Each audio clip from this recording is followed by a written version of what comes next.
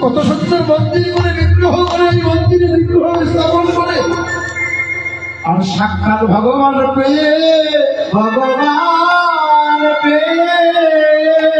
তুমি একই করছো পড়াশোনি তুমি আসল বস্তু ফেলে দিয়ে বলো তুমি কেন নকল বস্তু তুলে দিয়ে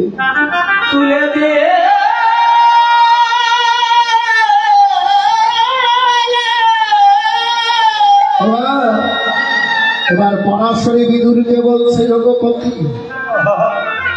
আমি না হয় কৃষ্ণ বদল দেখে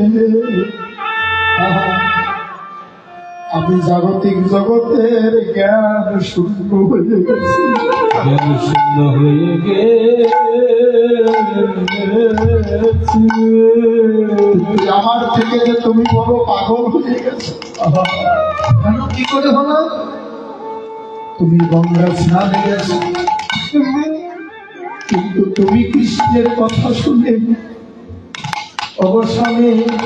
তোমার এই বাড়ি আবরণটা পড়ার কথাও তুমি ভুলে গেছো তুমি কেন বিবর্ষণা হয়ে কাপড় ছেড়ে তুমি আকুল হয়ে কেন বা ছুটে এলে কেন বা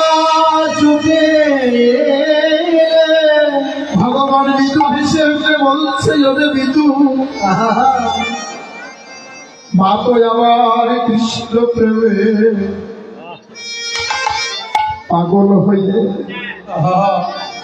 জাগতিক জগতের চিন্তা করে ভক্তি মিশ্রিত করে